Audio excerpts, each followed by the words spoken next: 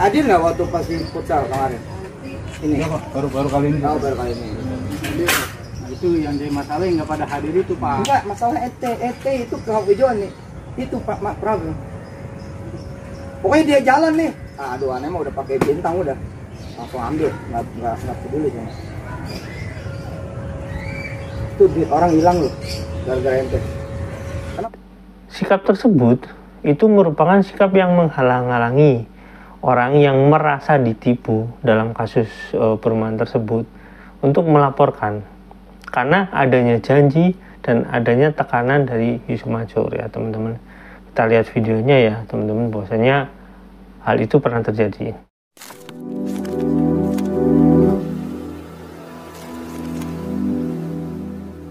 Assalamualaikum warahmatullahi wabarakatuh. Welcome back to my channel Tech TV. Oke teman-teman, kita bicara tentang perbuatan tindak pidana yang terkadang penegakannya itu kurang tepat atau kurang mewadahi atau gimana lah gitu ya. Biasanya tindak pidana ini berkaitan dengan tindak pidana orang lain. Memang secara hukum ketika seseorang melakukan tindak pidana dan orang lain mengetahui tindak pidana itu dan membiarkan, maka orang yang mengetahui tersebut itu membiarkan atau dia mengetahui ya, setidaknya membiarkan hal itu terjadi. Itu sebenarnya si pembiaran itu termasuk kejahatan. Nah, cuma hal ini masih menjadi hal yang kadang-kadang ya saya kan nggak bisa apa-apa gitu. Jadi seolah-olah ini perbuatan yang tidak bisa disalahkan gitu ya. Nah, berkaitan dengan tindak pidana ini teman-teman, ini ada tindak pidana yang membiarkan atau mengetahui dan malah menghalang-halangi. Dan ini berbeda ya dengan membiarkan saja dan menghalang-halangi, ini sangat berbeda. Oke, sebelum kita bahas tentang yang ini, kita lihat dulu videonya dari Pak Darso ya teman-teman. Yuk, check it out. Hari apa ya Pak nih? Hari ini hari Kamis tanggal 14. Oke. Kasus investasi rumah Keisha Al-Mansur yang belakangan mencuatkan nama Jam'an Hoti Mansur atau Yusuf Mansur. Investasi ini di Cipondoh, Tangerang. Hari ini sampai juga di Polda Metro Jaya. Pak Zeni Mustafa akan kenalkan kita semua yang ada di sini, terutama Bapak ini, dan apa yang terjadi hari ini di Polda Metro Jaya. Silakan Pak Zeni. Baik, terima kasih Pak Darso, terima kasih teman-teman semua, bahwa saya hari ini hari Kamis tanggal 14 Desember 2023 saya mendatangi Polda Metro Jaya untuk melaporkan berkaitan dengan perkara tindak pidana penipuan yang diduga dilakukan oleh CV Keisha Al-Mansur yang dimiliki oleh Haji Amanah alias Arab tersebut. Nah, kebetulan di samping saya, sebelah kanan saya, ada klien saya, salah satu yang memberikan kuasa, hari ini turut ikut ke Polda Metro Jaya, Pak, memastikan bahwa hari ini buat laporan tersebut. Ya. Jadi yang laporkan Pak hari ini atau? Jadi karena ini berkaitan dengan beberapa pihak ya, beberapa pihak yang memberikan kuasa kepada saya itu ada 22 korban atau 22 orang itu, maka saya yang mewakili untuk membuat kuasa tersebut. Ya. Jadi laporan atas korbannya 22 orang. Oh gitu. Jadi dari 22 orang itu kerugiannya berapa? Dari 22 orang itu kerugiannya ada 2 miliar. Ya. 2 miliar 31 juta sekian lah. Selain 22 orang itu, teman-temannya Pak Ari?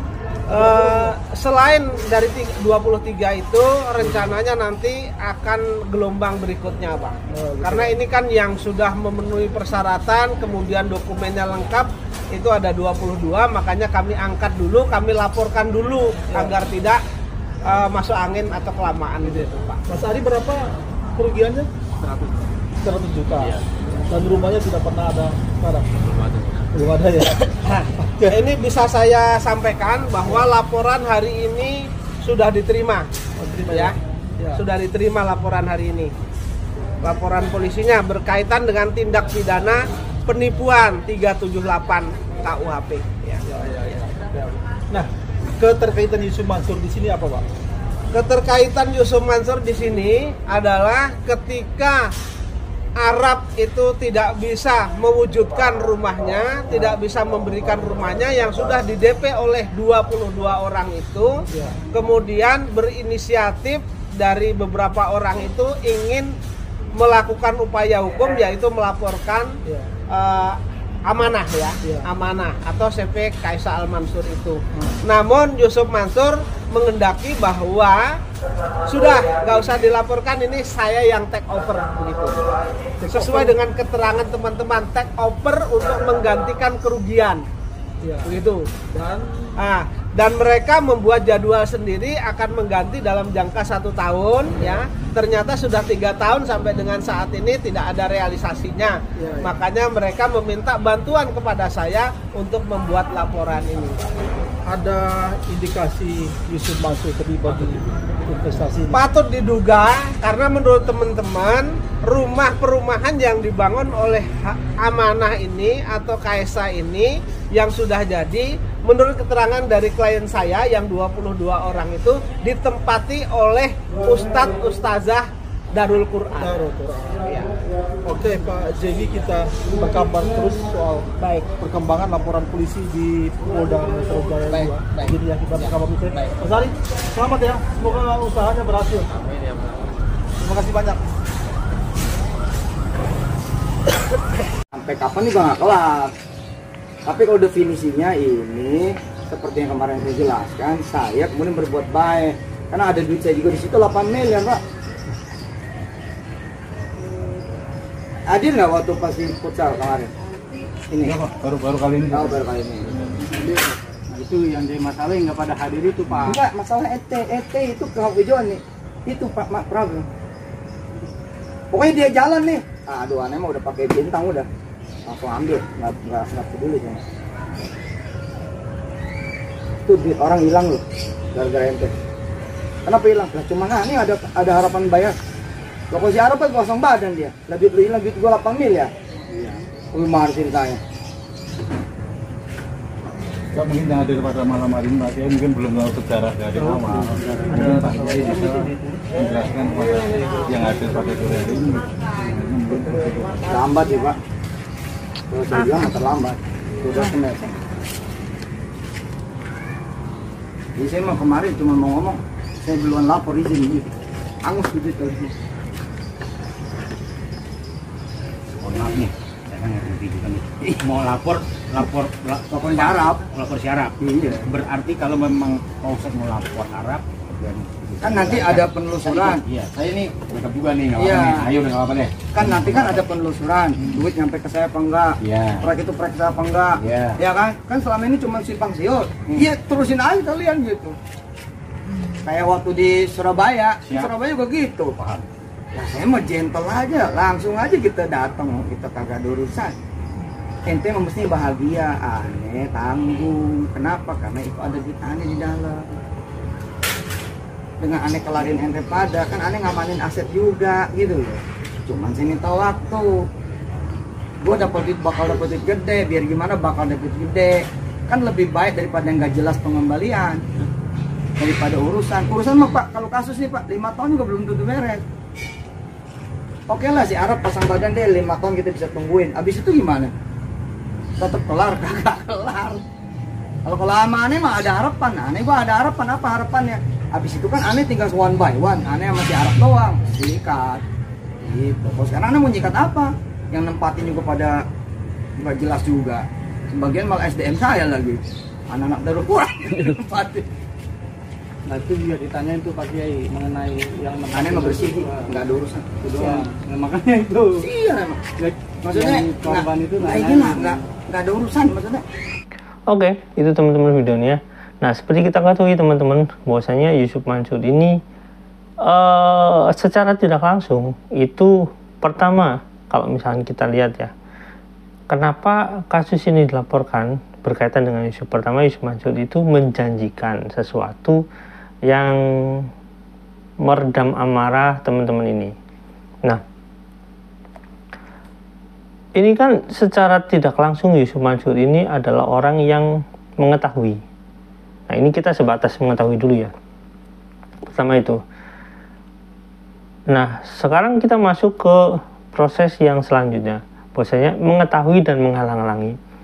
Nah, kita tahu bahwasanya ada video yang Yusuf Mansur menghalang-halangi serta ada ancaman di sana sebenarnya. Ada ancaman walaupun itu ya verbal ya, sifatnya itu omongan gitu ya. Dan mungkin intimidasi ini tidak tidak besar gitu intimidasinya, tapi itu ancaman dan itu intimidasi ya teman-teman. Nah, sikap tersebut itu merupakan sikap yang menghalang-halangi orang yang merasa ditipu dalam kasus perumahan tersebut untuk melaporkan, karena adanya janji dan adanya tekanan dari Yusuf Mansur ya teman-teman. Kita lihat videonya ya teman-teman, bahwasanya hal itu pernah terjadi. Nah, di kasus ini Yusuf Mansur adalah orang yang mengetahui dan yang menghalang-halangi, dan itu berbeda orang yang cukup mengetahui saja tapi tidak melakukan apa-apa. Misalkan kayak tetangganya mengetahui ada tindak pidana seperti itu. Nah, tindak pidana yang sebenarnya yang memang terikat secara langsung adalah tindak pidana kejahatan yang serta-merta, yaitu misalkan seperti pembunuhan pada saat di depan mata tapi dia tidak bisa berbuat apa-apa. Walaupun secara hukum ya ini masih dalam perdebatan gitu, walaupun ya dia mengetahui bahwasanya dia ikut melakukan kejahatan tersebut secara kiasan gitu ya, masih dalam perdebatan hal ini. Tapi kalau sudah menghalang-halangi seperti Yusuf Mansur, itu adalah tindak pidana yang secara langsung itu berakibat pada tindakan pelaporan tersebut. Nah, kenapa saya katakan seperti itu? Ya karena Yusuf Mansur menjanjikan dan akhirnya tindak pelaporan tersebut tidak terjadi. Nah, apakah Yusuf Mansur itu melakukan tindak pidana kejahatan ketika menghalang-halangi itu? Nah, kembali lagi pada kasus yang utamanya. Apakah kasus yang utamanya itu atau misalkan penipuan perumahan itu termasuk benar-benar penipuan? Karena dalam hukum kita kan ada yang namanya dugaan. Dugaan itu ya praduga. Kalau memang ternyata itu menjadi penipuan, makanya akan nanti muncul pasal di mana Yusuf Mansur itu menghalang-halangi. Ini prosesnya akan berbeda ya dengan orang yang mengetahui misalkan ada curanmor tapi dia tidak bisa apa-apa. Ya teman-teman, berbeda sekali dengan kasus Yusuf Mansur ini, karena Yusuf Mansur ini menjanjikan dan menghalang-halangi karena ada intimidasi di sana. Intimidasi itu berbagai bentuk, ada verbal, ada tindakan langsung ya, misalkan tindakan fisik, banyak itu yang namanya intimidasi. Jadi kalau misalkan nanti Yusuf Mansur itu dilaporkan, bagaimana? Ya nggak ada masalah karena ada keterkaitan. Nah, soal diprosesnya Yusuf Mansur atau tidak itu biasanya kembali pada pidana asal. Jadi pidana utamanya, misalkan kayak pidana utamanya itu terduga penipuan itu si Haji Amanah itu misalkan ketangkep gitu, atau misalkan anak buahnya ketangkep. Nah, nanti akan ditelusuri tindak pidana selanjutnya atau tindak pidana yang mengikat dengan tindak pidana tersebut, atau bukti-bukti lain yang berhubungan tindak pidana tersebut itu. Jadi kalau misalkan sekarang Yusuf Mansur sedang caleg, apakah tindak pidana itu diproses? Tetap diproses karena tindak pidana utama yang sekarang menjadi terlapor utamanya itu Haji Amanahnya itu. Ya saya nggak tahu Haji atau bukan ya, karena Haji ya beda lah. Apakah itu Yusuf Mansur terlibat atau enggak, nanti adalah hasil pengembangan daripada penangkapan orang-orang sekitar Amanah atau orang yang terlibat dengan kasus tersebut, baik itu karyawan maupun Amanah sendiri. Karyawan ini belum berarti dia itu masuk dalam pidana ya, karena keterlibatan karyawan ini bisa jadi cuma sebatas sebagai karyawan, itu tidak bisa menjadi orang yang tersangka gitu, karena dia cukup bisa menjadi saksi biasanya. Misalkan kayak karyawan yang suruh beli paku, ditanya, kamu karyawan ini bukan? Iya, dia nanti jadi saksi itu aja. Tapi nanti karyawan ini memberitahukan bahwasannya si amanah itu ada di sana gitu. Ya itu biasanya keterlibatannya sebatas itu. Tapi bukan berarti itu nanti orang ini bisa dipidana, tidak. Karena orang ini belum tentu tahu kasus yang sebenarnya dan dia mungkin cuma sebatas karyawan. Nah, bagaimana dengan karyawan yang mengetahuinya? Karyawan yang mengetahuinya itu orang yang ikut merasakan hasil dari penipuan tersebut. Misalkan kayak sekretarisnya, misalkan dia mengetahui bahwasanya uangnya dibawa kabur, terus dia tahu ada di mana tapi dia menutup-nutupinya, misalkan kayak gitu. Atau misalkan dia menikmati uang tersebut. Gitu. Nah, bagaimana nanti sampai dengan Yusuf Mansur? Ya, kembali lagi pada penyelidikan kepolisian. Nanti ada pengembangan apakah uangnya secara cash atau secara virtual atau secara hal lain atau dengan cara lain.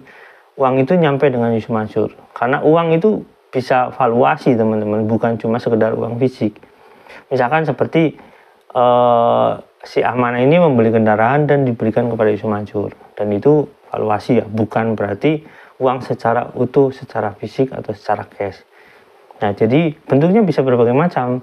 Sehingga Yusuf Mansur ini bisa dipidana kalau misalkan itu terbukti Yusuf Mansur menerima uang tersebut. Bagaimana kalau tidak terbukti? Ya tidak masalah, karena yang terbukti secara langsung adalah intimidasi dan janji tersebut.